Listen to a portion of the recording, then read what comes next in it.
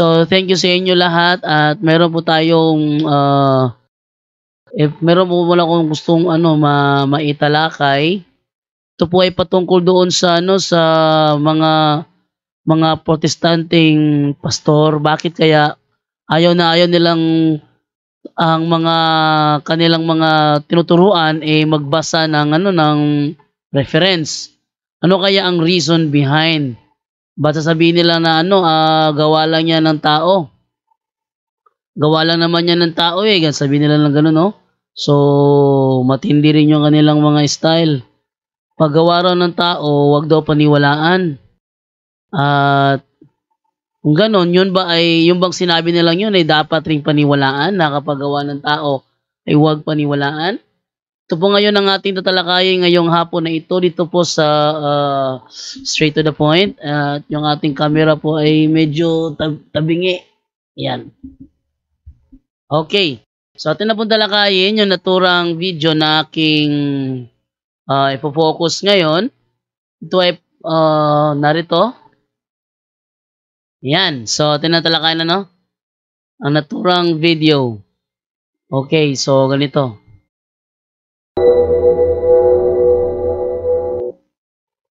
Job 8:8. Read the history books and see. Ako yung gi-examine siya karon. Mo nang ako siyang gi-follow up pag-ayo. Unsay ikasulti nimo sa standard reference? Unsay ikasulti? Bot. Yan. So ito yung naganap na debate sa pagitan ni Father Darwin Gitgano at saka ni pastor na ano, yung kapatid ni Father Edgar Laugan, si Pastor Rolly Laugan. Ito yung nangyari sa kanilang debate kung saan is ipinaalala ni Father Darwin sa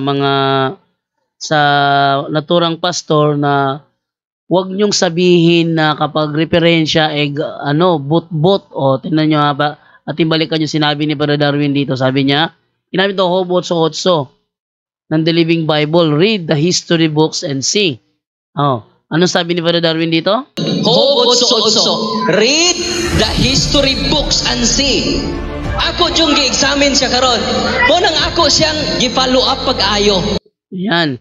So ginamit niya yung The Living Bible na read the history books and see at tapos ano niya, kino-cross-examine niya si Rolly Laugan, ano yung kanyang mga sagot sa mga referensyang pinagbabasa ni Father Darwin. Yung kung saan mababasa na Catholic Church founded by Christ at ang sagot niya ay but o kasinungalingan daw, no? Unsay ikasulti nimo sa standard reference? Unsay ikasulti? Bot. Na. So, yung pagsabi niya ng but, yun ay malaking error yun sa side niya bilang pastor. Sabihin ba naman na bot ang isang referensyang hindi naman gawa-gawa lang hindi naman yung gawa-gawa ni Father Darwin. Pangalawa, bago i-publish ang isang aklat, i-double check mo na yan, lalo na kung yung ginagamit na referensya is standard. Ano ba yung standard? Hindi pagmamay-ari ng Katoliko, hindi rin pagmamay-ari ng Protestante. Ngayon, halimbawa, yung mga encyclopedia ang ginagamit ni Father Darwin, yan ay hindi pagmamay-ari ng Katoliko. At hindi rin pagmamay-ari ng mga Protestante. Yan ang dapat na dapat na paniwalaan yung mga ganyang standard reference.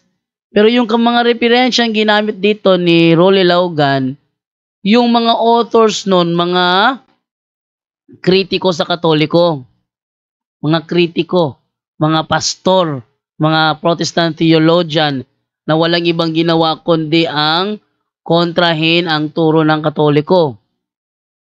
Tapos sasabihin nila huwag paniwalaan ng referensya, huwag kayong maniwala sa mga nagsasabi ng ganyan. Kapag meron kayo na-encounter na pastor na nagsasabi na huwag paniwalaan ng referensya, yan ay isang pastor na magsisinungaling sa inyo. Bakit? Kaya na lang halimbawa, sampulan na lang natin merong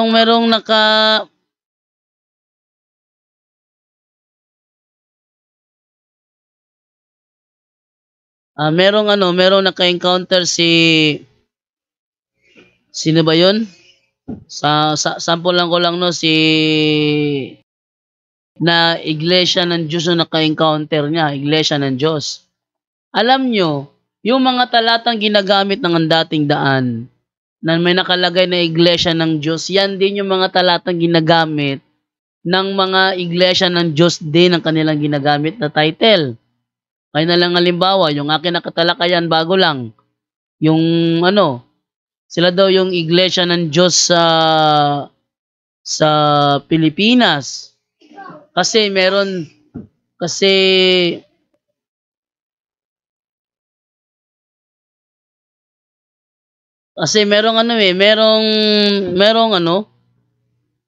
iglesia sa Corinto, iglesia sa Galacia, dapat meron din iglesia sa Pilipinas, in which mali yun.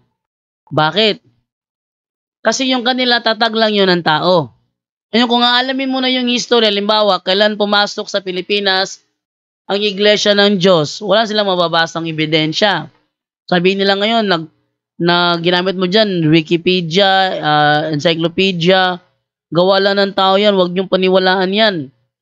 Kung ganun pala gawa ng tao, huwag paniwalaan, edi yung ating mga Biblia, gawa rin naman ng tao yun. Pero pinaniniwalaan natin. Sabi nila, inspired yun by the Holy Spirit. Kaso, yung mga standard referensya, hindi raw inspired. Anong hindi? Ang standard na referensya, nakabatay yan kung ano talaga ang nangyari. Dino-double check yan bago i-publish. Halimbawa, bakit hanggang ngayon, walang referensya na nagsasabing ang Katoliko was founded by Constantino? Ilang daang Sabadista na ang nagsabi niyan na ang Iglesia Katolika was founded by Emperador Constantino. Maging yung sa INC na debate ni Father Darwin kay Ramel Parba, ginamit din yan. Meron din doon kina Johnson Namikan, ginamit din yan. Na Catholic Church founded by Emperador Constantino. But hanggang ngayon, wala pa silang standard na referensyang magpapatunay na meron talaga nakasulat, mababasa, na ang Roman Catholic Church was founded by Emperador Constantino. Alam niyo kung bakit wala? Kasi sinungalingan yun. Meron mga nagpo-post sa Facebook na ang Katoliko daw was founded in 590 AD. 590 AD, 405 nakapag-produce na ng Latin Vulgate ang Roman Catholic Church. Sabi nila 590 AD nagsimula ang Roman Catholic Church. Ano niya i-reconcile yun? Nalala ko yung ginamit na world history daw ni James Orenciada. Kung saan is ang Catholic daw was founded in 590 AD, pero 405 nakapag-produce na ng Latin Vulgate. So, sino ang sisinungaling doon? Dalawa lang naman ang point doon It's either katong 405 AD ang nagkakamali na nagplalabas ng Latin Vulgate, o yung 590 AD nagsimula daw doon ng Katoliko. Alin sa dalawa nasasabi ng totoo? Ako'y naniniwala na ang Latin Vulgate yung tama. Yung 405 AD yun ang tama. Bakit? Dahil meron naman talagang Biblia na Latin Vulgate. At wala namang history nang sasabi ang Latin Vulgate ay lumabas lang noong mga 600 AD. Wala. Wala rin So, doon pa lang, kitang-kita na ang kamalian. So, ating ituloy na turang video. Duhaan. Muna nga, niining kagabion karon kinsa jud ang nisubay sa kamaturan. Isaias 41:4 ang nagbuot sa dagan sa kasaysayan, dili si Father Darwin. Yun, tama yun. Isaias 41:4 ang gumawa ng history, hindi si Father Darwin. Ang gumawa noon ang Panginoon. Siya yung nasa likod ng kasaysayan. Ano man na nangyari sa mundo, yun ay kagustuhan ng Panginoon. Yun ay kanyang pinahintulot na mangyari. Yun ay kanyang ipinahintulot na mangyari. Yung mga kaganapan sa kasaysayan, yun ay kanyang ipinahintulot. Kung ating babasahin natin naman dito ha, sa Isaiah 41:4, yan, ganito ang sinasabi, oh. Okay, basahin natin yun nasa Bible, ano? Ang sabi ganito, sino ang nasa likod ng lahat ng ito? Sinong nagpapagalaw sa takbo ng kasaysayan mula sa pasimula? Akong si Yahweh, na naroon na noon pa man at mananatili hanggang sa katapusan. So, ang nagpapagalaw, ang Panginoon. Ano naman ang ginagawa ng mga historian? Nire-record lang nila kung ano yung mga ipinahintulot ng Panginoong mangyari sa kasaysayan. Yun ang kanilang ginawa. So, sila ay nag-report lang. No? Sila ay nag-report lang. Ang minsan namang reklamo naman ng mga sulpot, yung contributor niyan, Katoliko rin. Sabi nila, no? Ito ang ating sagot. Kapag sila kasi ang contributor, pawang kasinungalingan lang ang sinasabi. Yan ay ating napatunayan marami ng beses sa ating programa. Gaya na lang halimbawa, yung referensya na pinakita ni Daryl Villanueva, na ang Catholic daw was founded in 590 AD. Pero hindi niya sinabi kung saan niya nabasa yon. Screenshot niya lang yon. Pinicturean niya lang yung tapos yun ang pinost niya. Tapos sabi niya, ayan na. Iligro. Dahil hindi din double check ang background ng history. Kung totoo yan, paano ma-reconcile 405 AD nakapag-produce na ng Latin Vulgate ang Katoliko? Kung 590 AD lang pala lumitaw, malaki ang problema nila dyan. Tapos, yung yung sinasabi na Emperador Constantino founded the Roman Catholic Church, hanggang ngayon, walang mabasa.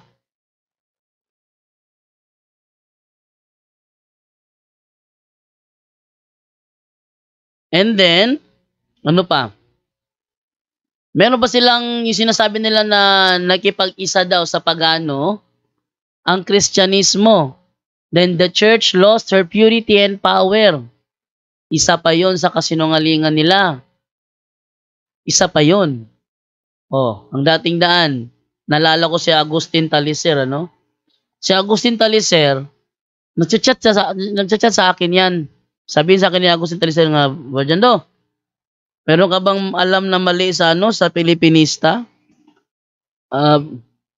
Pinagalitan ko si doon, si Agustin doon. Ba't mo ko hanapan ng mali ng Pilipinista? Ba't di mo hanapin yung mali ng aral ninyo? Sabi naman niya, ang harapin mo dyan yung nasa KNP. Sila yung harapin mo kasi sila yung may alam dyan. Aba? Sarili nilang mali, wala kang alam, tapos mali ng iba, inaalam mo. Huwag niyo sabihin sa akin na walang mali ang turo sa MCGI. Marami nang nagsilabasan doon. Isa na si Gabriel de Guzman. Kaya kong patunayan yan, yung kanilang claim. Yung kanilang claim na na ang kanila daw grupo ang tinutukoy sa Carlos Society. Mali din yun. Tuloy na naturang video. Ito ay kinomentaryohan ko lang dahil maikli. Maikli lang siya. Kaya ko siya kinomentaryohan. Ito, tuloy na naturang video. Ang Diyos sa mga Diyos, Hari sa mga hari, Ginoo sa mga Ginoo. Wala nga, nasubo ko pag-ayo karon. Nga naman, daw yagaan niya ang mga historical books. Daw nituo pa siya sa iyang kaugalingong opinion. Matod pa niya, para nako, balik-balik, para nako. Unsa may sulti sa to Ginoo? 1 Pedro, Kapitulo 1:21. Ngalikayan nato ang kaugalingon natong prinsipyo o opinion. Ayun. So, yun ang dapat nilang gawin. Yung ano, hinuhumiliate niya yung mga referensya. Nung high school pa ang mga bata, tinuturuan ng teacher nila, magbasa kayo sa mga library. Para saan yun? Pandagdag kaalaman ninyo. Doon kayo mag-research sa library. Maging sa college, ganun din. Yung mga estudyante sa college na nag-i-standby sa library, lalo na kung nagsasaliksik, nag-aaral doon, ay naku, ang daming sagot niyan, matalino yan. Basta doon nag-standby sa, halimbawa, break time niya. Instead na maglaro, instead na lumakwat siya, mag-standby doon sa library, mag-research sa mga kasagutan sa kanya mga takdang aralin. Marami ang nalalaman noon, mataas ang kaalaman noon, ano? Tapos ngayon, na tagapangaral ka na ng relihiyon, hindi mo na tatanggapin ang mga referensya. Pero, pag referensyang atake sa Katoliko, pinaniniwalaan. Oh. Bakit ganyan? Kung mga referensya na standard reference ayaw paniwalaan dahil gawa lang ng tao, pero yung mga referensya na gawa ng kritiko sa Katoliko, pinaniniwalaan. Hindi naman Bible yon. Oh. Meron akong mga nagkainkwentong ganyan eh. Ayaw nila ng referensya. Sabi nila, Biblia lang tayo. O, ginamitan ng Biblia. Tapos yung mga tanong niya, wala sa Biblia. Hindi naman pwede yung ganun. Gusto mo kung sumagot gamit ang Bible alone, siguraduhin mo na ang tanong mo, nasa Bible ang sagot. Oh, yan ang reason at hanggang ngayon, walang nangyayari sa pagitan ko tsaka ni Chris Bacalares dahil ang gusto nila na si Chris Bacalares ay kami magtalakayan, Bible alone, pero ang mga tanong niya wala sa Bible alone. Gusto niya kung sumagot gamit ang Bible alone, pero ang mga tanong niya kukunin niya sa mga aklat at hindi sa Biblia. Oh. Kumbaga, ito si Bacalares, matapang lang ito, kung sa tingin niya ay pabor sa kanyang sitwasyon. Ayaw masusunod por punto. Dahil sabi niya, pagtutulungan daw siya. Meron naman tayong portion sa punto por punto na one-on-one talakayan. Na hindi manghihimasok yung mga ibang tao. Doon na lang kaya kami sa one-on-one talakayan. Sa kanila kasi, mabibisaya yan. Oh, yung mga viewers, naintindihan ba? No. Di magbisaya yan si Bacalares. At ituloy ang video. Niining hapuna, mga kaigsunan, wala jud ko magdala sa akong opinion. Yan. Eto pa. Pag Katoliko nakipagdebate, lalo na ang topic True Church, wala akong maalala na merong sulpot, niribat, at pinatunayang mali ang nakasulat sa referensya. Wala akong nakita kahit isa. Bakit kaya? Hanggang ngayon, ilang taon na ako sa CFD from 2010. From 2010 hanggang ngayon, wala akong maalala. Wala akong maalala na merong sulpot nagipagdebate against sa Katoliko, hiniba ang mga referensyang ginagamit at pinatunayan na mali. Wala. Ang ginagawa nila, sasabihin lang nila na hindi yan totoo dahil gawa lang yan ng tao. Kasi sabihin nila, hindi yan totoo dahil gawa lang yan ng Katoliko. Wala pa akong nakita na gaya ng ginagawa ko. Halimbawa, doon sa debate namin ni James Orenciada, ginamit niya yung world history daw. Naniniwala ka ba sa world history? Sabi ko, depende. Anong depende? Klaruhin mo. O depende nga kung babasahin mo kapanipaniwala o hindi. Ngayon, ang follow-up question niya, totoo ba ang sinasabi dito sa world history na ang Katoliko ay nagsimula 590 AD? Hindi. Hindi totoo. Sabi niya, namimili daw ako ng history. Talaga naman hindi totoo yun eh. Ano ba naging totoo yun? 325 AD at the Council of Nicaea nagdeklara ang Iglesia Katolika ng dogma, Christ was truly God. Kung totoo yun, paano nakapagdeklara ng dogma ang Council of Nicaea? 590 AD pa nagsimula ang Katoliko. Kailan ba nagsimula yung Apostles' Creed? Latin Vulgate, kailan ba nagsimula yon? Kung 590 AD lang pala nagsimula. Wala pa akong na-encounter. At sana, meron akong maka-encounter na talagang lalaban ng harapan.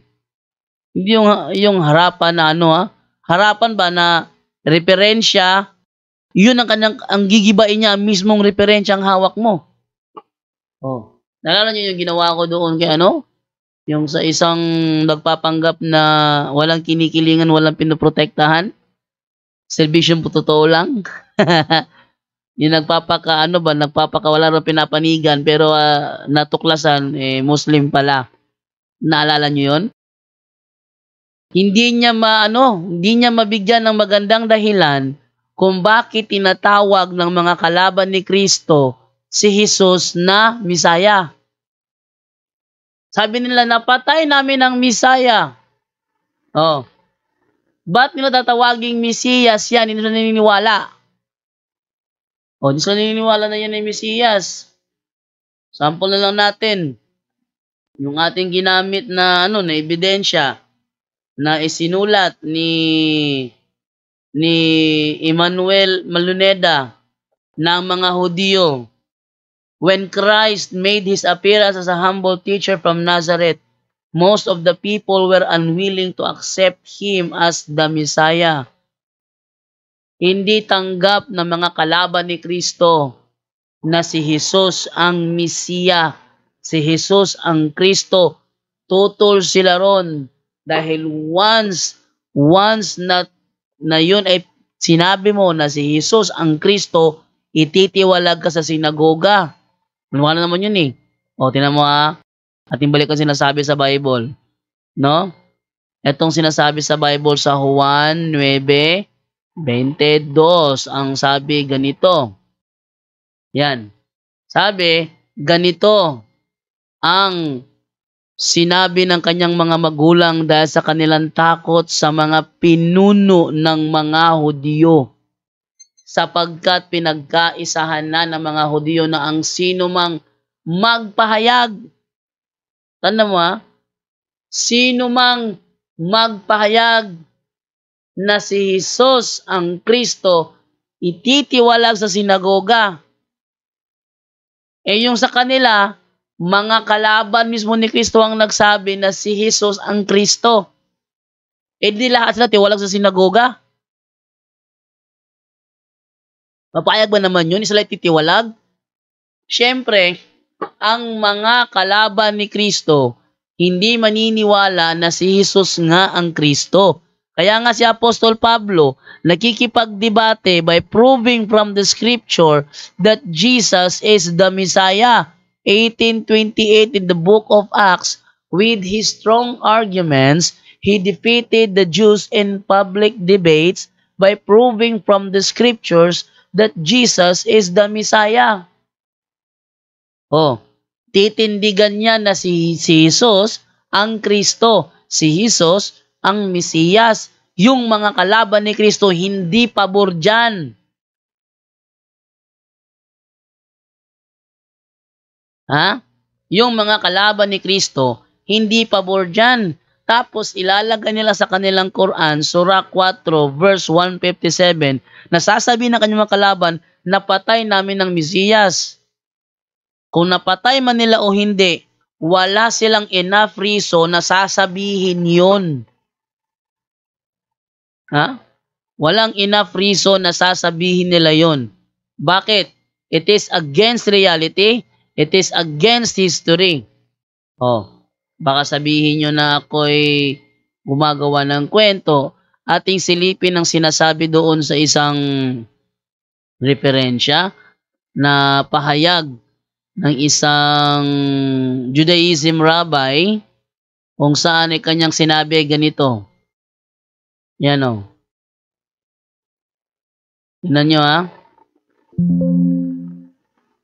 Who was the man on the cross? Why had he been crucified? In his religion class, in the Jewish community, he was told Jesus was a blasphemer. See? Jesus was a blasphemer. Yan ang turo ng mga Hudyo sa kanya. Since being a man, he considered himself God. That is why he had been condemned to death on the cross. So sa mata ng mga Israelita, ng mga Hudyong kalaban ni Jesus, Jesus was a blasphemer. Tapos sasabihin nila na siya ay Mesiyas. Very yun? Contradicting reality yun. Yan ang sinasabi ko, Kaya, wala pa ako na-encounter, talagang kinukontra yung ating referensyang hawak. Ang sasabihin lang nila, hindi nila paniniwalaan yan dahil gawa yan ng Katoliko, hindi nila paniniwalaan yan dahil gawa lang yan ng tao, hindi nila paniniwalaan yan dahil hindi naman yan Bible. Wala silang ginigiba doon. Ang ginagawa nila, nire-reject nila without proving na reasonable siya para i-reject. Nire-reject nila without proving any reason why it is reasonable to reject the book. Wala. Basta lang. Katoliko gumawa. Tao gumawa. Hindi yan Biblia. Tapos, nakapagtataka lang, nung talakayan ni Jerome Almodovar at ni Eliseo Soriano, ang daming pinagbabasa ni Soriano, hindi naman yun Biblia. Kaya na lang halimbawa, sa cyanobacteria. Kaya na lang halimbawa, nung top 25 crimes of the history. Kaya na lang halimbawa, yung sa Mayan civilization. Yung, ano ba yung mga pinagbabasa niya doon? Di naman Biblia yon. But walang reklamo ang mga membro. Pag tayo ang gumamit, sasabihin nila ngayon, bokya. Anong bokya pinagsasabi nyo? Kung bokya pala yung referensya, si Soriano mismo gumagamit ng mga bokya. Ating ituloy naturang video. Dokumento ang akong gidala. Mo nang mingon siya, gawa kuno ko sa topic, noon sa ba? Siya na may dideklara. Yon. Yung paggamit ng referensya as proof, it is not out of topic. Wala lang talagang alam si Rolly Laugan. Sinasabi niyang out of topic. Hindi out of topic yun. Ang topic is about the Roman Catholic Church. Kung binasa ay Catholic, kung binasa Iglesia Katolika Apostolika Romana, kung binasa is Roman Catholic, iisang iglesia lang yan. Huwag niyo sabihin na binasa ay Catholic Church is out of topic na. No. Parang hindi niya alam kung para saan yung paksa. Yan ang mga na-encounter ko rin sa mga Sabadista. Kung ano yung paksa mo, yung debate ni Edgar Laugan at ni Daryl Villanueva, dun sa Tubigon. Ang ginagawa ni Daryl Villanueva, hinahanap sa talata yung nasa tema mismo. Mali. Yung tema, yun ang pag-uusapan. Hindi ibig sabihin na babasahin mo yung nasa tema mo sa loob ng Biblia. Mali yun. Kaya nga sabi ni Jerry Laige, pag sinabing patutunayan mo yan from Old to New Testament, from Genesis to Revelation. Hindi yan letra por letra. Yung mga alipolis naman ng mga Sabadista, lagi naghahanap letra por letra. Abangan ninyo. May darating ako debate kung saan is patutunayan ng aking makakalaban na ang National Sunday Law na turo ng Sabadista na papatayin ng mga Katoliko ang mga Sabadista ay talagang mangyayari. Patutunayan niya yon, aking tututulan yan. No? So, tuloy natin ang naturang video. Ang mo deklara niya na dili kaming duha, kundi ang moderator. Last 2 minutes. Mao na ang mga pinangga ng mga igsunan, akong gi-follow up ang mga historical books, pagpangutan na kaniya. Pagpadayat kato nga ako nga nagdala dinhi ni Tindo, wa magdala sa akong kaugalingong opinyon. Ayan. Ibig sabihin yun, kapag binasa, nalala ko yung yung debate ni Eugene Gapo at saka ni Genevieve. Si Eugene Gapo gumagamit ng ebidensya, si Genevieve daldal tapos PowerPoint. Si Genevieve ay niya paniwalaan yung mga referensya, paniwalaan yung kanyang mga PowerPoint na gawa-gawa lang naman niya. Wala akong naalala na may ginamit si Genevieve na sinabi niya, ayon sa encyclopedia, volume, pahina, walang ganong ginamit si Genevieve. Walang ganong ginamit si Genevieve.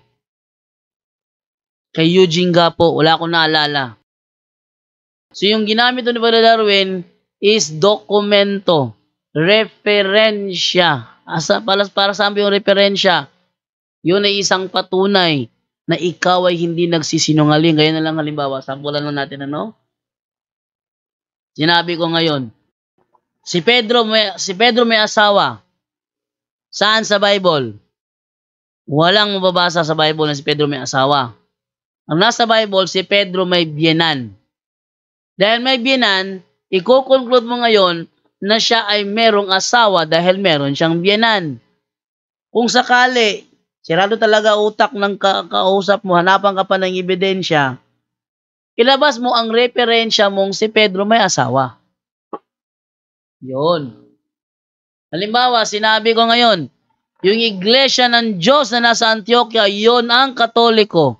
Nasaan ang ebidensya mo? Eto, sabi sa sa World History by O'Brien, ganito, ganire. Alam nga sabihin nila, mali yan. Hindi yan totoo. O sige, kung mali yan, di totoo, patunayan mo na mali yan. Ayun ang patunayan. Sabihin lang nila, gawa ng Katoliko yan. Gawa ng tao yan. Hindi Biblia yan. Ganun lang. Basura ang mga argumentong yun. Hindi mo ginigiba ang referensya. Nire-reject mo siya without proving anything. Pag kami nag-reject ng ebidensya, kami pinag-aaralan yan, Wawa naman. Tuloy natin ang turang video. Ibig sabihin dito, si Brother Darwin, kaya tinatanong, totoo ba na ayon sa Global Encyclopedia na si Jesus Christ ang founder ng Roman Catholic Church? Tama ba ito sinasabi ito? Mali. Sang-ayon ka ba na may nabasa akong ganito? Sasabihin lang, hindi ako sumasang-ayon, hindi ako naniniwala dyan. Ganon. Ay, hindi man siya maniwala, pero mayroong nabasa, ebidensya yon na mayroong talagang totoong may nabasa. So, ang sinasabi mo, hindi mo lang gawa-gawa dahil meron kang nabasa. Pero hanggang ngayon, wala pa akong nakitang Sabadista na merong nabasa na ang Catholic founded by Emperor Constantine. Tuloy. Busa mga kaigsunan, standard reference versus private opinion. Sa ganyang uri ng debate, standard reference versus private opinion, laging nangingibabaw ang standard reference. Kung sinasabi ng mga sulpot na yan ay mali, dahil ang contributor niya na Katoliko, yon ay private opinion, hindi papasa yon sa ebidensyang nabasa sa mismong referensya. Yung private opinion mo na yan ay bogus na Biblia, tapos hanapan ka, nasaan ang ebidensya mo na yan ay bogus na Biblia, wala kang maipakita, hindi ka kapanipaniwala. Sabi mo lang yun dahil kakontra sa inyo. No? Yan ang pinagkaiba. Pag referensya, inaamin mo ba na nabasa ko sa referensyang ito na ayon dito ang founder ay si Jesus Christ? Sabi mo, hindi, ako naniniwala dyan. Katoliko contributor niyan, ay hindi mo ginigiba. Inaamin mo na meron nga, ayaw mo lang paniwalaan dahil Katoliko daw ang author.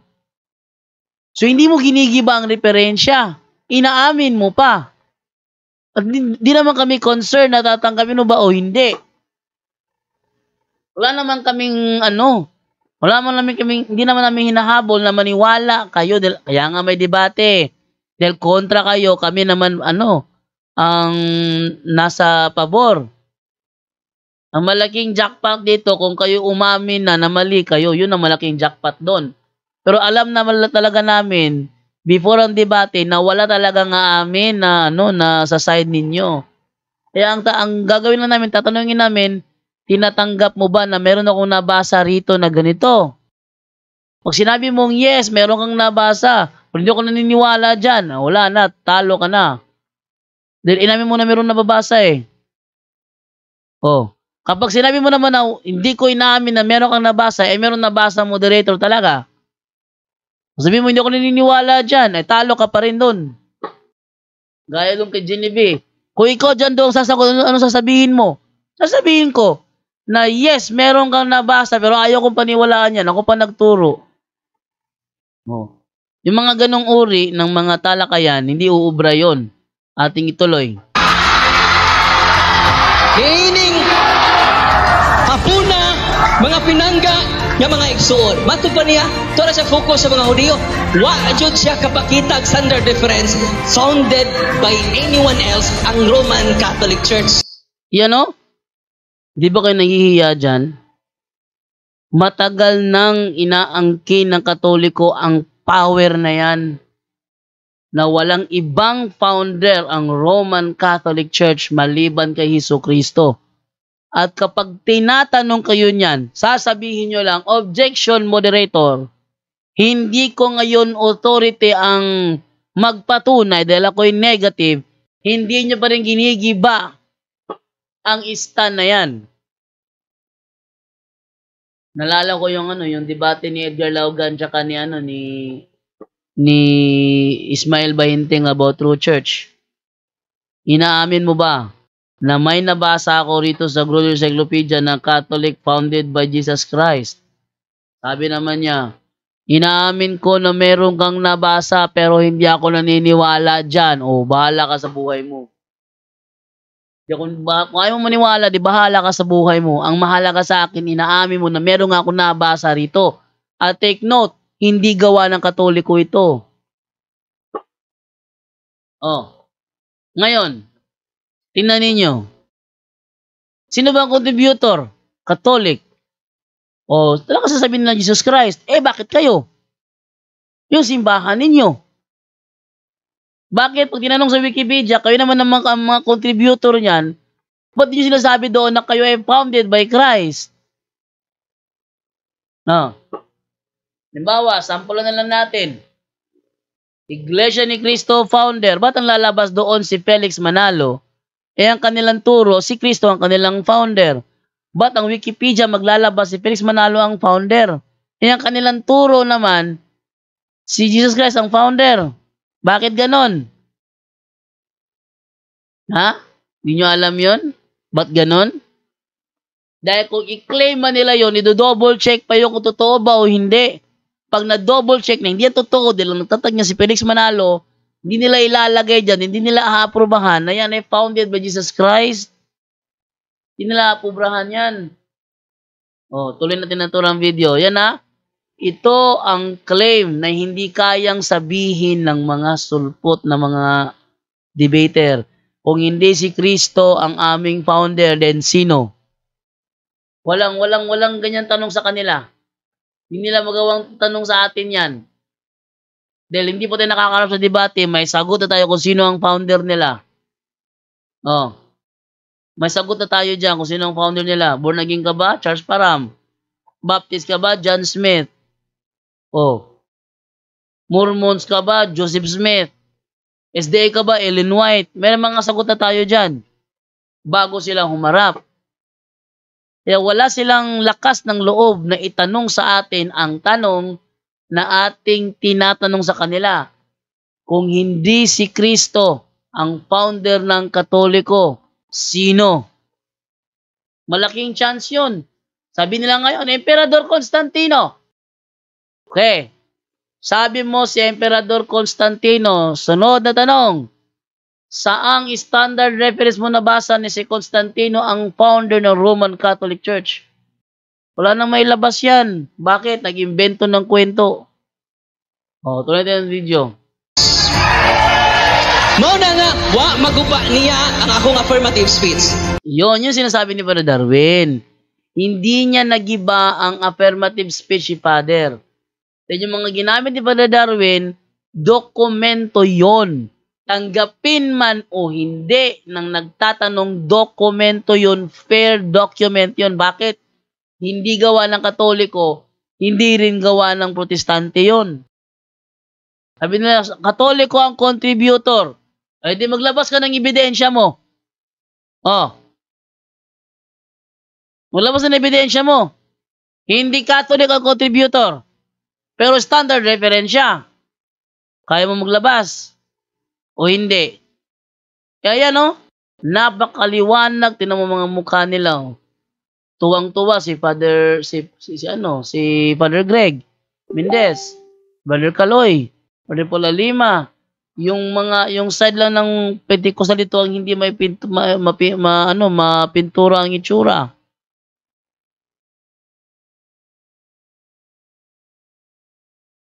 Yun. No? Kaya, at ituloy ang video. Tuloy natin. Umatod pa niya, gano mo, matawag mo Roman, Gaudio man ang isang yawan. Yun, isa pa yon. Bakit daw kayo tinatawag na Romano, Hudiyo ang pinangaralan? Hindi naman tayo tinawag na Romano Katoliko dahil Romano ang pinangaralan.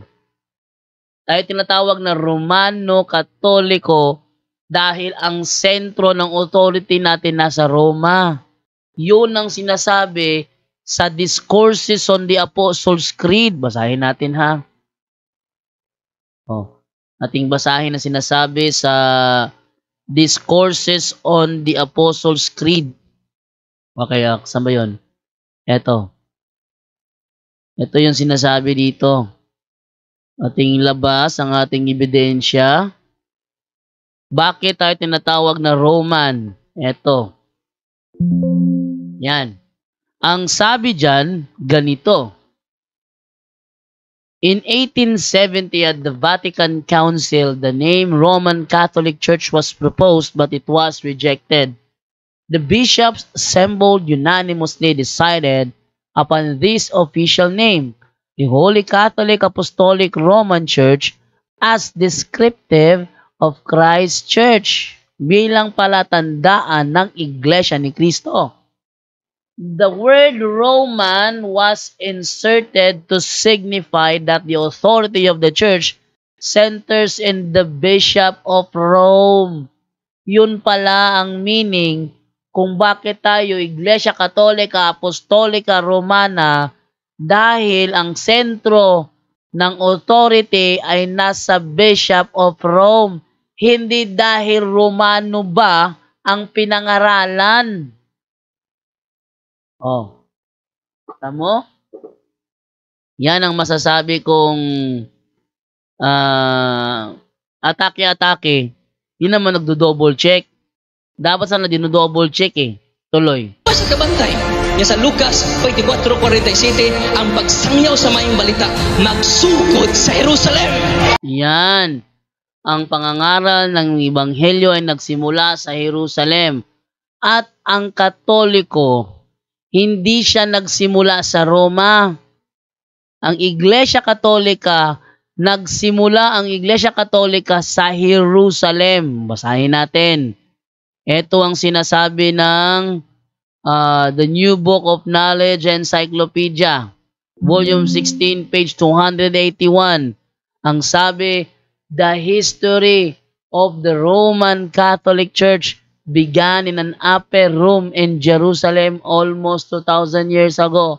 Walang nagsabi na ang history of the Roman Catholic Church began in Rome. Walang ganun. Yung mga matitigas lang ang ulo nang sasabi na tayo ay galing sa Roma. Mali. Tayo tinitira hindi dahil sa ating aral, kundi sa kanilang akala'y ating aral. Hindi yung ating aral. Ating ituloy ang video. Gikan sa Jerusalem, Mateo 28:17. Panlakaw kamo sa tibuok kalibutan. O nalipay ko kaganina. Kaya gikutlo ang Roma 1:7. Nya kabong taga Roma gitawag sa Dios. O ang inyong pagtuo gipakailap sa tibuok kalibutan. Yan o, yan isang katanungan na iniiwasan din ng mga sulpot ang Roma 1:7 hanggang 8. Anong pananampalataya ng Roma na lumaganap sa buong lupa? Ano yun? Sabi nila ngayon, pagano daw, pagano. So nagpapasalamat si Kristo dahil ang paganismo ay lumaganap sa buong sa buong kalupaan? Anong klaseng argumento yan? Yan ay isang argumento nang walang alam, nagpapalusot na lang. Nakakahiya yun. Nakakahiya yun. Tingnan mo. Maraming mga ngaral sa ibang sekta, tinitira tayo pero hindi base sa ating opisyal na turo, kundi base sa kanilang maling unawa. Sinabi ko lang na si Kristo, hindi siya yung ama. Sinabi na sa akin nung Alipones ni Ginito Yabo, na ako daw ay iglesia ni Kristong tatag ni Manalo na. Ha? Ano? Paano ako naging Paano ako naging one God, one person, nilang lang akong turong ganon. Sabi niya, yan ang turo na iba ang ama sa anak. Hindi niya alam Trinity. Ang Trinity, ganon din naman ang Trinity. Ang Trinity, yung ama, hindi yun ang anak. Yung anak, hindi yun ang ama. Pero iisa sila in essence and nature. Sabi niya, iisa daw in substance. Kinontra ko daw ang dogma ng Katoliko, sabi nung Alipones si Ginito Yabo. Amunin ko naman ang talakayan, tumatakbo. Nagrereklamo pa siya, sabi pa niya, kapag ikaw ang nagsalita, minumute ka niya. Minumute talaga kita. Romy Bontigaw. Bakit? Kasi ang tanong ko, hindi mo sinasagot. Tingnan mo kahit sa chat pa mismo. Sino ang pare nyo sa Bohol? Hanggang ngayon hindi sinasagot. Kahit na i-copy, paste ko na lang. Ulit ang tanong, sino ang pare nyo sa Bohol? Send. Ayaw pa rin sagutin. Send na naman. Ayaw pa rin sagutin. Send naman. Ayaw pa rin sagutin. Magre-reklamo pa siya. Minumute ko raw siya. Tapos, ang resulta daw, hindi naririnig yung kanyang sagot. Hindi naman siya sumasagot kahit sa chat ba nga, hindi sumasagot sa chat yun ang problema ni Romy Bontigaw. Hindi ba? Kahit sa chat, hindi sumasagot yan. Sabi mo, kayo ang kingdom of priests. Simula panahon sa Exodo hanggang sa panahon ng year 2023, ilan na ang mga pare ninyo? Hanggang ngayon, wala pang sagot dyan Kahit through chat, hindi siya sumasagot sa tanong talaga. Kahit through chat. Ayaw sumagot sa tanong kahit through chat. Sino ang pari ninyo sa Amerika? Wala pa ring sagot. Kayo di ba ang kingdom of priests? Sino ang pari ninyo sa Japan? Sino ang pari nyo sa China? Hanggang ngayon, wala pa ring sagot si Romy Buntigaw. Kahit through chat. Tapos sasabihin niya, iminumute nyo ako. Napaka-bias ng programa ninyo. Alangan namang ubusin ko yung oras, kahihintay sa sagot mo. Kung ayaw mong ma-mute ka, Romy Buntigaw, sumagot sa tanong. Yun ang nakaano dun eh. Kasi, tayo naghihintay sa kanyang sagot, ang ibabanat, ibang issue, doon naman tayo hahabol. Tapos, ang tanong ko, hindi sinasagot. Tanong ulit. Iba na naman ang binabato na naman. Hahabulin ko na naman uli yun. Ano ba naman to? Ayoko yung ganun. No? Ayoko yung ganun. Dapat, kung ayaw nyo palang ma-mute, very simple lang naman.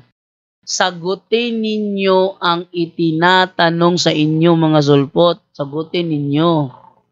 Pag sinagot nyo na yan, I expect you, I promise all of you, pag sinagot nyo ang aking tanong for clarification sa mga nanunood, hindi ko kayo imumute. Ang mahirap dyan, yung pinagbigyan ko kayong sagutin, ang haba ng sagot nyo, pero ang resulta wala pa rin doon, para yung saksi ni Yoba ba? Saan sa Biblia mababasa na sinabi ni Kristo na ang kakain lamang nung tinapay ay yung nasa 144,000? Ang haba ng mga binasa, unang binasa niya, yun eh? 1:14-3. Sinabi ko na nga wala doon, alam ko talatang yun. Basahin mo. Wala nga doon eh. Basahin mo nga, takot kang basahin eh. Kahit basahin ko, wala doon. Basahin mo nga, gumaganon pa. Ay, binasa ko na ngayon. O, wala naman dyan yung tinapay ah. O, sunod basa, Revelation. O, tamo. Sabi ko, saan? 7. Wala akong sinabing 7. 14. O, 14:1-5. Wala pa rin doon ang tinapay. Basahin mo. Takot ka eh. Uubusin ng oras sa kakasabi ng mga talata na wala naman doon ang sagot. Kaya ako nag-mute. Yan ang reason. Kaya ako nag-mute kasi sinasayang ang oras sa daldal na hindi naman sumasagot sa tanong. Sabihin lang, walang talata, yan ang aming katuruan, kaya yan ang aming tinuturo sa inyo. Di tapos ang usapan. Oh. Walang ganyang mababasa na sinabi ni Kristo na ang kakain lamang tinapay yung nasa 144,000, walang ganyang talata. Yun ang aming tinuturo dahil yun ang aming unawa. Tapos ang usapan. Pinahaba pa ng ibang talata, Mateo 1:14-3, Revelation 14:1-5, Matthew 5:3. Ang layo na. Ang tanong, simple lang naman tanong. Saan sa Biblia mababasa na sinabi ng Panginoong Jesucristo na ang kakain lamang ng kanyang tinapay ay yaon lamang nasa 144,000? Yun lang naman ang tanong eh. Very simple lang naman yun. No? So, tituloy na to ng video. Mahaba-haba na na-record ko, no? 54 minutes na. Kaya maganda, pagkatapos itong video na ito, yung inyong mga message, babasahin ko naman lahat yan. Unsa man ang kahulugan anang pagpakailap mo na gitawag Catholic Universal. Yan, Universal Catholic. Meron ba akong nabasa dati? Ang demonyo daw universal din. So, ang demonyo daw Catholic din. Mali na naman. Bakit? Ayon sa Grolion Encyclopedia, Catholic term generally applied to the divine society founded by Jesus Christ. Divine society founded by Jesus Christ. Term generally applied to the divine society founded by Jesus Christ. Ang demonyo ba? Sinasabing universal, divine society ba yan na founded by Christ? No. Oh. Sabi ng mga SD, kami Catholic rin naman kami kasi lumalaganap din kami ha. Bakit? Founded by Christ ba kayo? Hindi naman. Ang Catholic term generally applied to the divine society founded by Jesus Christ. Yang founder ng SDA, Ellen Goldwhite, so hindi yan magiging Katoliko. Kahit pa lumaganap yan sa buong mundo, hindi yan ang Katoliko. Kasi ang Katoliko is the term generally applied to the divine society founded by Jesus Christ. Sa kanila naman, the spirit of prophecy was active in the ministry of Ellen G. White, one of the founders.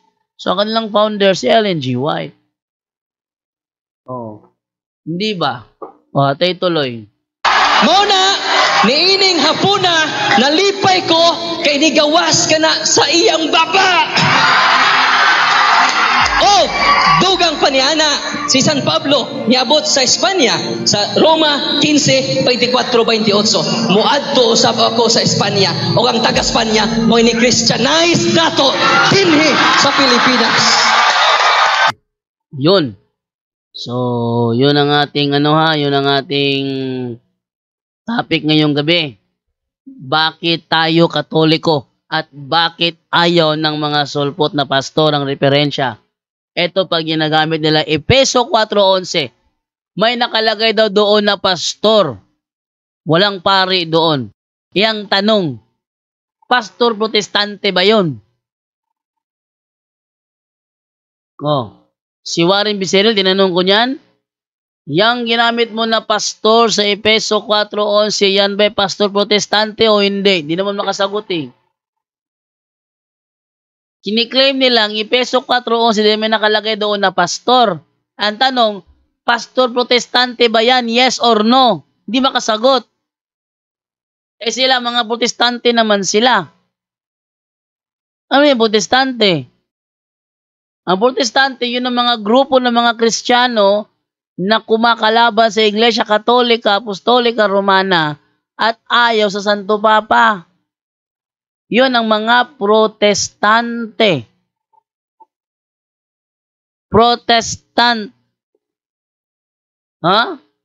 Very clear nun. Yun ang protestant. Din nahihirapan silang yun. I-reconcile yung kanilang mga claim na yun na hindi na sila protestante. Kung hindi kayo protestante, ano kayo? Okay, so basa muna ako ng ng mga referensya. Alam nyo, dito naman sa akin sa comment, ako na may mabait. Paalala ko lang ako sa comment section, ako naman ay mabait. Pero pag nakita ko na ang mga comment mo ay atake na wala ka namang binibigay na sagot o ribat sa aking mga pinagsasabi, atake lang personal, automatic page ban ka. Automatic i-page ban kita para hindi ka na makapag-comment pa. Yan aking gagawin. Dahil maabuso na kasi. Maabuso na. Ngayon, pag may nabasa ko tong comment dito na hindi naman pag-rebat sa aking mga sinasabi, kundi na-atake lang ako ng personal, automatic ko yan i-page ban. Anong page ban? Hindi ka na makakapag-comment sa aking page. Hindi mo na ako mapapanood siguro dyan pag na-page ban ka. Okay, simulan na pagbabasa ng comment, Okay. Sabi ni Minor Salmiano, Romano Katoliko po kayo, hindi Katoliko lang. O yan, sabi niya Romano Katoliko po kayo, hindi kayo Katoliko lang. Ito yung bunga ng walang kaalam-alam sa ebidensya. Labas ko, bakit ba Romano Katoliko? Yung Katoliko ba, hindi ba yun Romano Katoliko? Tinangan natin. Ito sinasabi sa Roman Catholicism by Reverend Edward Taylor.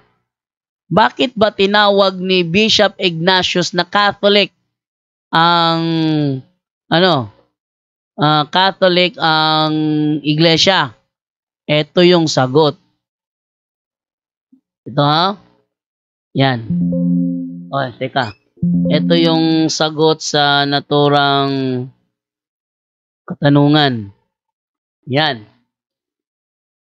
The church founded by Christ is here. Gamit ang ang Epistle of Ignatius noong sa Smyrna. Sabi niya, where the bishop appears, there let the multitude of the people also be. Wherever Jesus Christ is, there is the Catholic Church.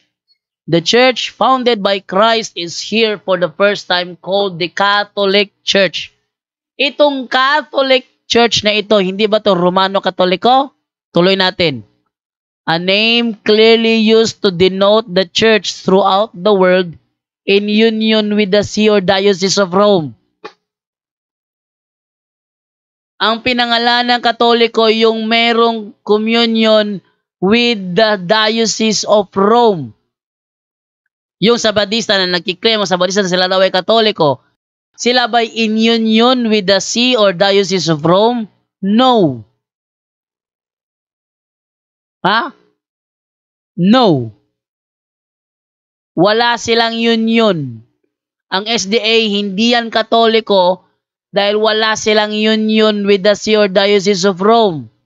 Ngayon, yung sinasabi nila na ang Katoliko ay hindi Romano Katoliko, yan ay gawa-gawang kwento. Bakit? In reality, ang Catholic Church, kahit sa Alpha and Omega pa natin basahin, ha? Merong Santo Papa ang Catholic Church, hindi Roman Catholic ka, Catholic lang. Meron siyang Santo Papa. Tingnan natin dito sa ano. Sa, makita ko lang ano. Eto, sa Alpha and Omega. Ayan. Ito yung sa Alpha and Omega Volume 8. Catholic Church. Hindi yan Roman Catholic Church nakalagay dyan, ha? Catholic Church. Ano sabi dyan? Lakihin natin. Yan. Catholic Church. A universal Christian church whose doctrinal base was formed by the absorption of Greek philosophy and neighboring religions into the views held by the Apostolic Church. Canonically, the Catholic Church developed into a strictly hierarchical system with the Pope at its summit. Oh, Catholic Church lang yan. Walang sinabi dyan na Roman Catholic Church. Ang tanong, yung Catholic Church na yan, hindi ba yan ang Roman Catholic Church? Sige nga, Sabadista, mag-isip nga kayo.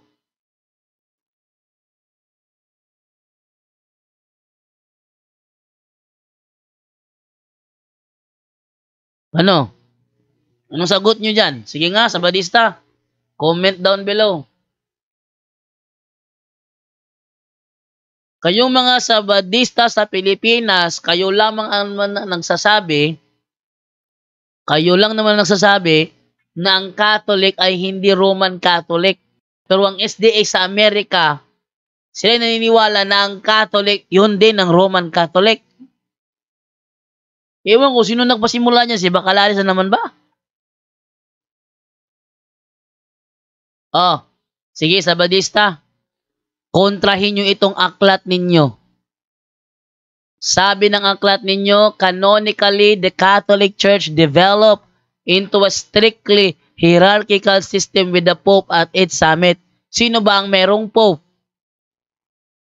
Hindi ba yan ng Roman Catholic Church?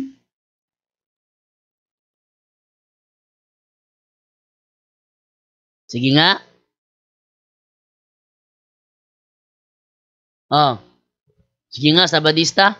Pakiano nyo nga yan? O ano yung response nyo dyan? Oh, tingnan natin kung anong nyo. Response nyo doon, no? Matthew 16:19, si San Pedro ang tumanggap niya na authority kasi siya ang binigyan nito ni Kristo. Hindi yung founder mong kano, sabi ni Gilbert Baligasa. O yun. Doon naman tayo kay Marnel Solmiano. Huwag mo lokohin ang sarili mo na nalinlang kayo sa aral ng tao. Alam mo, Marnel Solmiano, hindi ako maniniwala sa iyo dahil hanggang ngayon duwag ka pa ring harapin ako.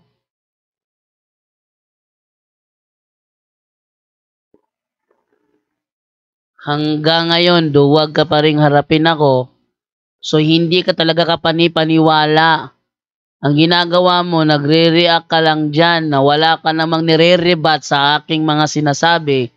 ni wala kang ebidensya sa mga rebuttals mo. Pag ako napuno sa'yo, remove kita sa page ko. Ganun mo kasimple yun eh. No? Ganun mo kasimple yun. Ako, madali akong kausap. Kung ikaw ay nangangatake lang personal, mas buti pang umalis ka na lang dito sa live ko. Oh. Next tayo. Okay, sabi to ni Rick Lipio, congrats po bro Jando. Oh, all CFD. Wow, thank you bro. Gil Baldo, ayaw ng mga pastor Jack ang referensya. Kasi pag nalaman nila ang katotohanan, no? Pag nalaman nila ang katotohanan, laki ng bote ko, yan, no? Pag nalaman nila ang katotohanan, na Katoliko ang authentic and true religion founded by our Lord Jesus Christ, magkakaroon ng malaking diferensya. Paano nilang 10% nation dyan, mga tor? Oh. So, yung kanila, alam naman, sabi nila, hindi mahalaga daw ang founder. Hindi mahalaga. Si Jesus Christ mismo ang nagsabi na mahalaga ang founder. Bakit?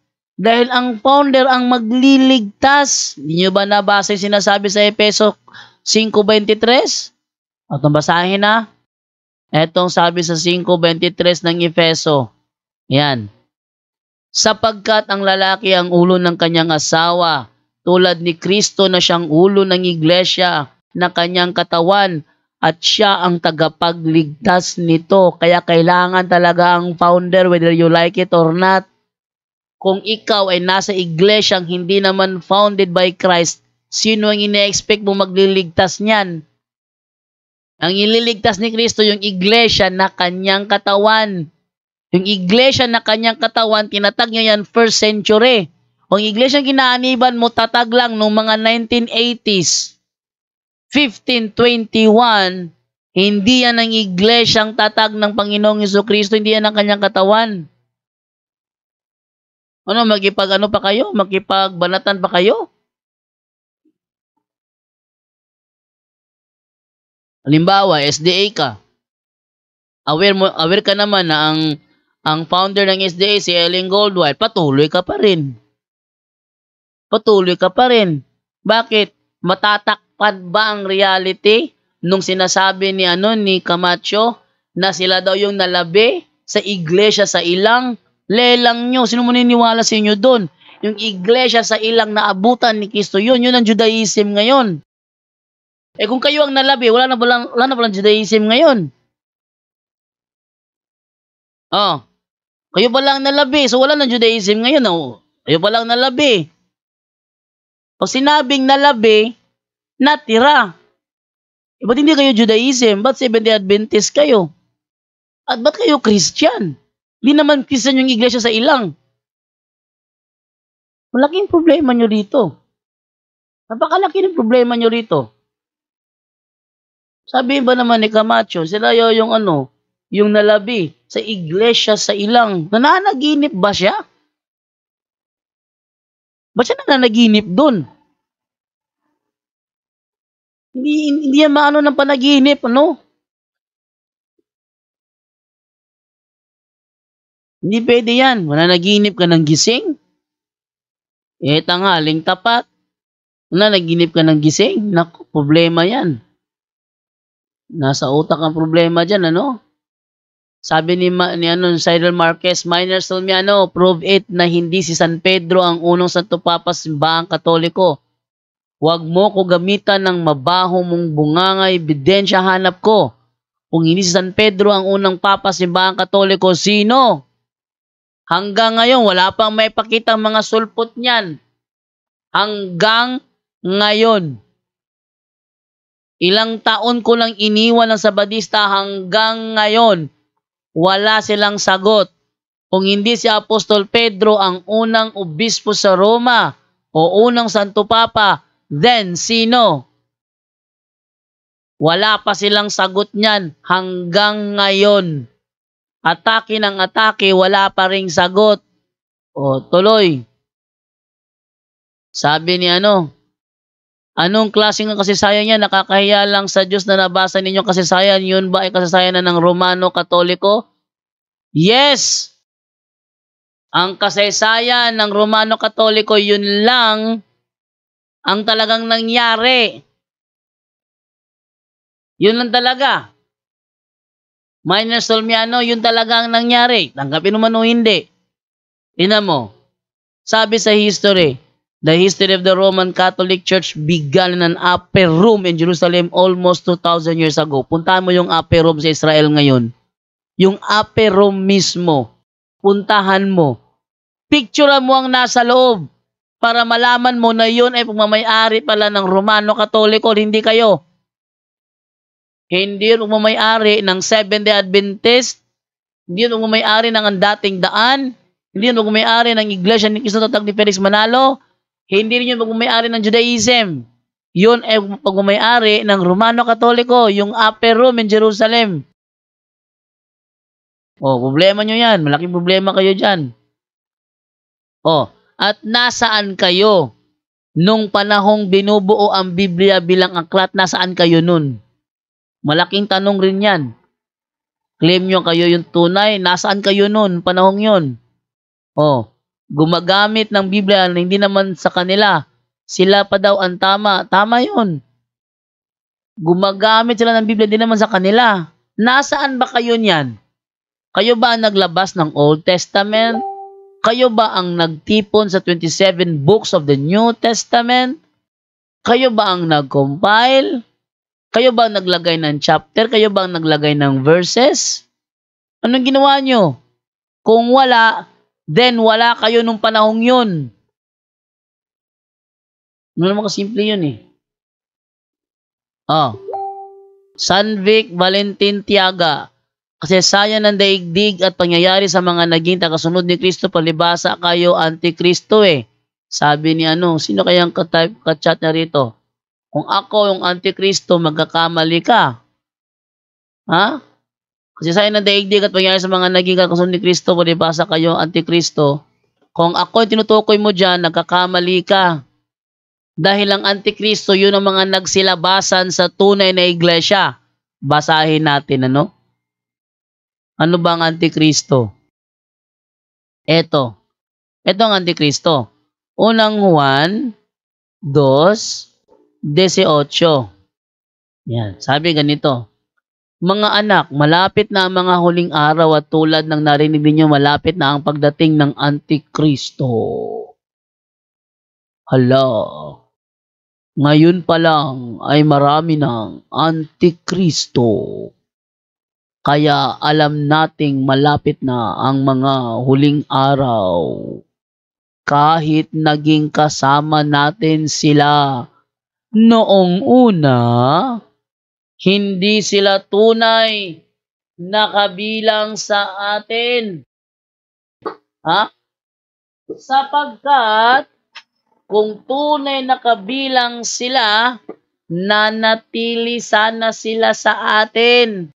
At ang kanilang pagtiwalag ay nagpapakita na hindi talaga sila kabilang sa atin. No? So yung mga nagsialisan sa tunay na iglesia at umanib sa mga iglesyang tatag lang ng ordinaryong tao, yon sila mga antikristo. Oh. Pasensya na kayo. Ako yung inano nyo eh. O, labasan to ng totoo. Talataan mo ako ni Apostol Pedro, ang unang pope ng Romano Katoliko. Go, talata muna kung turo at aral yan ni Kristo sa mga sugong apostol. Ito ang aking sagot dyan sa iyo. Si Apostol Pedro ang sinabihan ni Kristo, pakanin mo ang aking mga tupa. Si Apostol Pedro ang unang obispo sa Roma. Gusto mo search tayo? Search natin para makita nila sino ba talaga ang unang obispo sa Roma. Ating buksan. Ating buksan ng ating sino natin? Buksan natin ang ating first bishop of Rome. Sino ang first bishop of Rome? Taran! Sabi dito si Pope Linus daw. Ang first bishop was the first bishop of Rome and that he was succeeded by Clement I. Linus, whom Paul the Apostle consecrated, was the first. May binago na sila ngayon. Siya daw ang first bishop of Rome, si Linus daw. Tingnan natin. Bob, ito talagang Wikipedia talaga, nababago talaga Wikipedia, no? Buksan nga natin to. Pope Linus was the bishop of Rome from 867 to his death. As with all the early pope, he was canonized. According to Irenaeus, Linus is the same person as the one mentioned in the New Testament. So si Linus yung nasa New Testament. Linus is mentioned in the valediction of the second epistle to Timothy as being with Paul and Paul the Apostle in Rome near the end of Paul's life. Naku, may pagbabagong nangyari. Kinalikot na nila, no? Tingnan natin. Ito ay Naku, may pagbabago na. Jerome described Linus as the first after Peter. Ayan, Jerome described Linus as the first after Peter to be in charge of the Roman Church. After Peter pala to. Jerome described Linus as the first after Peter to be in charge of the Roman Church. So, eto naman, And Eusebius described him as the first to receive the episcopate of the church at Rome. After the martyrdom of Paul and Peter, John Chrysostom wrote that this Linus, some say, was the second bishop of the church of Rome after Peter. While the Liberian catalog described Peter as the first bishop of Rome and Linus as his successor in the same office. Siya pala yung successor pala. Siya pala yung successor. So may pagbabago silang ginawa rito, Try natin ulit. Who was the first bishop of Rome? May pagbabago na silang ginawa ngayon, Tingnan natin. Ayun. The early papacy. Britannica naman. Peter was Rome's first bishop, or that he was martyred in Rome. According to tradition, he was crucified upside down during a persecution of the Christians in the mid-60s. Dito, si Peter was Rome's first bishop. Kung ganun, double check natin kung sino talaga ang pabor sa reference sa ebidensya. Ito tayo. Isa pang ebidensya tayo, history na naman. Isa pang referensya from history. Ito. Search naman tayo ulit. Ito tayo sa sa isa. Ayan.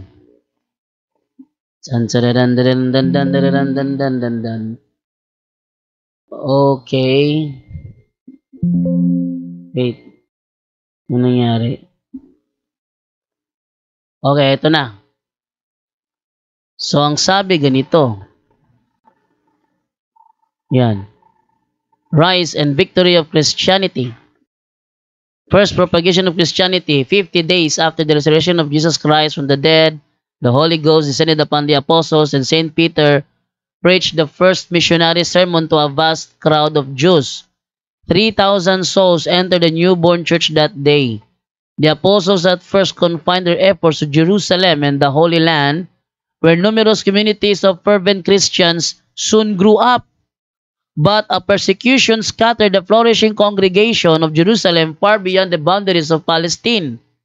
This resulted in the establishment of Christianity in many pagan cities, notably Antioch, the intellectual and commercial center of the Orient. Saint Peter himself was the first bishop of this metropolis. So si Apostle Peter was also the first bishop of Antioch. But so far, these new Christian communities were recruited exclusively from the Jewish colonies which existed in nearly all the large cities. Soon, however, the conversion of pagans was inaugurated and assumed greater proportions. The great Saint Paul, more than any other apostle, made this his special task. Saint Peter, the prince of the apostles, after laboring for some time in Antioch, transferred his residence to the capital of the world in the city on the Tiber. Here he died a martyr's death by crucifixion in the persecution under Nero. And here too Saint Paul was beheaded on the same day. The arrival of the humble fisherman made Rome what she was destined to be, the residence of the vicars of Christ on earth. It was the greatest event in her history. So napakaliwanag, pabor kay kay Apostol Pedro. Yung Wikipedia pinalitan na. Dati ang first bishop of Rome doon, Peter ang lumabas. Ngayon ginawa ng Linus. Aba, para tong dating daan. Nung unang labas ng dating daan sa Wikipedia, ang ginawang successor ni Nicolas Perez, si Levita Gugulan. Ngayon, namatay si Nicolas Perez, wala siyang successor daw. Pinapalitan. Tunay, napapalitan talaga yung Wikipedia eh. So, hindi natin makontrol yung Wikipedia dahil talagang, napapalitan talaga yung mga nakalagay dyan. Pero ang history is history. At si Linus the second bishop of Rome is nasa 2 Timothy chapter 4 verse 2. Verse 2 ba yun? Oh. Nandoon si Pope Linus sa naturang sulat ni Apostol Pablo kay Timoteo. San Vic Valentin Tiaga, maliwanag mga referensya minor, ayaw mo lang tanggapin kasi hindi ukol sa inyo. Si Minor Solmiano, puro siya banat, wala naman siya nire-rebat sa mga ebidensya nating hawak. Walang binabanat to eh. Shout out bro JD. DJ. DJ na ako ha. Watching from Davao de Oro. Okay, ito naman tayo kay Cyril Marquez. Wala kasing kasaysayan ng mga sulpot bro. Nauna pa nga na-invento ang Tanduay 1854. Alam nyo, hanggang ngayon hindi pa niyan ginagawa ni Peter Pendon. Sabi ko sa kanya, patunayan mo yung tindig mo na nauna ang Tanduay sa Romano Katoliko. Sabi niya, tindigan ko yan, pero unahin natin yung paksa natin na gusto ko. Ngayon, nauna na namin yung paksa na yon.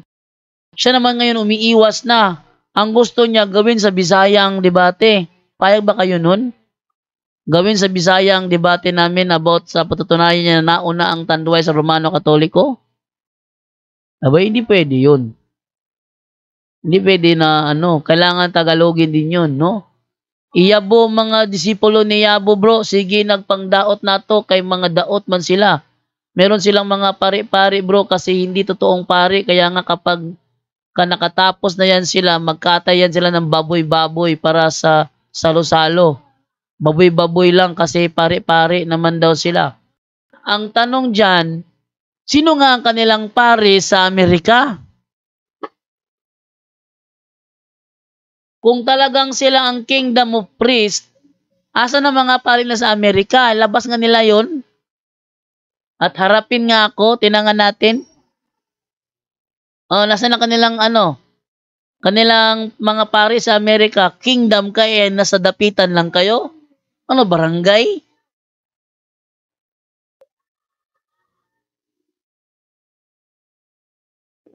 Barangay priest lang kayo eh. Hindi kayo kingdom of priest kasi ang kingdom, sobra. Ang Katoliko ang kingdom of priest. Kaya sa nga magpunta, meron kaming pare. Eh, ang sa inyo, meron ba kayong pare sa Amerika? Hanggang ngayon, iniiwasan niyang sagutin ni Ginito Yabo o kaya ni Romy Bontigaw, iniiwasan nila sagutin 'yan. Sino ang inyong pare sa Amerika? Ilan ang inyong pare sa Amerika? Labas mo nga pangalan, mga picture nila. Wala. Kaya yung kanila, ay nako, puro gawa-gawang kwento lang yun. Okay, mag-aral na kayo ng Latin Vulgate dahil yan ang Biblia ng Romano Katoliko. Sino ba kayong ipangilin ninyo ang salita ng Diyos? Kayo ba ang may-ari ng salita ng Diyos? Ha? Ayan. Okay, eto ang aking sagot sa iyong katanungan. Tama ka na kami nga ang may-ari ng Biblia. Kami ang bumuo niyan eh. Actually, yung mga kumukontra na SD, tinatanong ko sila, sino ba ang nagpili ng 27 books para gawing New Testament? Oh. Sabi nga ni Eli Soriano nung nabubuhay pa yon, yung unang Korinto, yun dapat ang ikalawang Korinto. Dahil meron pang mas nauna pang unang Korinto, hindi nilagay sa Bible. Sabi ni Soriano, buhay pa yon. Ewan ko kung saan siya kumuha ng referensyang yun. Pero, may mga aklat talaga na hindi nalagay sa New Testament. At bakit 27 books? Walang kaalam-alam si Apostol Pablo na ang kanyang mga isinulat kay Timoteo, kay Tito, sa taga-Colosas, sa taga-Pilipos, Thessalonica, wala siyang kaalam-alam na yun ay idadagdag sa Biblia. Wala siyang kaalam-alam dun. Hanggang ngayon, wala siyang kaalam-alam dun. Siguro ngayon, malamang ngayon, baka may alam na. Kasi buhay ang kaluluwa nun eh. Pero sa kanyang panahon, hindi niya alam na yung kanyang mga aklat ay ilalagay sa New Testament. Oh, no. Then, ito tayo ngayon kay Alfredo Soldevilla. Minor Solmiano, o sige. O sige, sa Biblia mo kunin sa base sa Biblia ang pangalan ng founder ninyo. Anong talatas at sino ang sumulat sa Biblia? Wala na may sagot yan, bro. Okay.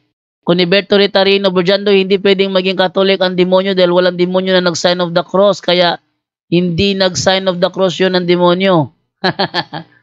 Basta ang Catholic is the divine society founded by Christ.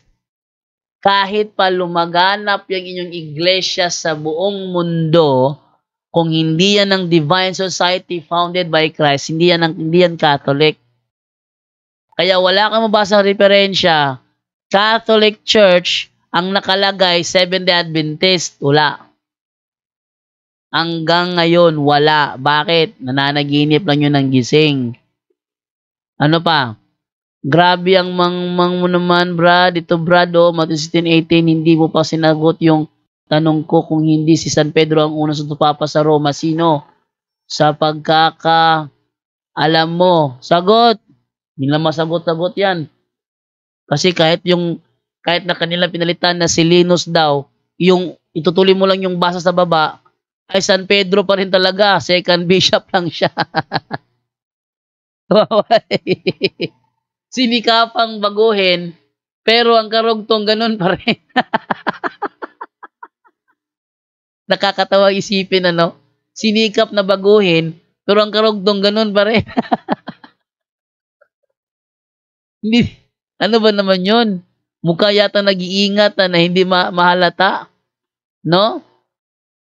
Good evening, Bro Jando, at sa mga safety especially kay Brother Wendell at sa kay Reverend Father Darwin Gitgano watching from Maayon, Capiz. Okay, so mahaba-haba na po yung akin na record. Umaabot na ako ng 1 oras at 30 minutos sa aking record. Pwede na po ito para bukas ng hapon sa punto por punto, straight to the point special natin. So hanggang dito na lamang po ako. Salamat po sa inyong lahat sa mga sumubaybay sa ating programas punto por punto. Thank you po sa inyong lahat at naway pagpalain po kayo ng Panginoon sa mga sulpot dyan na hindi naman pumasok sa aking live ngayon. Okay lang. At least ang aking na mga ebidensyang hawak dito ay napakatibay at naghihintay pa rin ako na kanilang gibain kahit na wala pang nag-a-attempt. Sana dumating ang panahon na gibain talaga nila ang aking ebidensya. Hindi yan totoo. Bakit? Kung totoo yan, paano mo mare-reconcile eto, dyan, ganun. Dapat doon magigiba. Malalagyan kasi ng doubt kasi yon kapag meron kang ebidensyang salungat doon. Lalo na kung ang ebidensya mo napakatibay ng backup. Yan ang ginagamit ko. Kung totoo na si Constantino ang founder ng Romano Katoliko, paano nangyari na before si Constantino marami ng Santo Papa ang Iglesia Katolika? Yun. Malaking problema nila ngayon yun. Kung totoo na 590 AD nagsimula ang Romano Katoliko, ba't nagkaroon ng Latin Vulgate ng Katoliko noong 405 AD? Panggiba rin yun. Ha? Kung totoo na nauna pa ang Tanduay sa Katoliko, then paano nangyari noong 1521 pumasok si Magellan sa Pilipinas? Wala pang Tanduay nun. Pinasok ni Magellan ng Pilipinas 1521, wala pang Tanduay nun. Paano mangyari na nauna pang Tanduay sa Katoliko, na pinasok ni Magellan ang Pilipinas, wala pang Tanduay ng panahong yun? Kailan ba Tanduay? 1854. Oh, 1854 ang Tanduay. Ang Katoliko, masok sa Pilipinas, 1521, March 13, o March 16, 1521, pumasok ka sa Pilipinas. Tapos sabihin na una pa ang Tanduay. Sa kaya kinuha ni Peter Pindon yun? No? So, hanggang dito na lamang po ako. Salamat po sa inyo sa pagsunod sa ating programa Punto por Punto. Straight to the point. Bukas ng gabi, balik po tayo sa Punto por Punto Bible Study. Tingin ko ako yata yung naka-assign na magta-topic, no? So, yun na lamang po muna. Time to say goodbye na. Paalam na po sa inyong lahat at mag-ingat po tayo palagi. Bye-bye.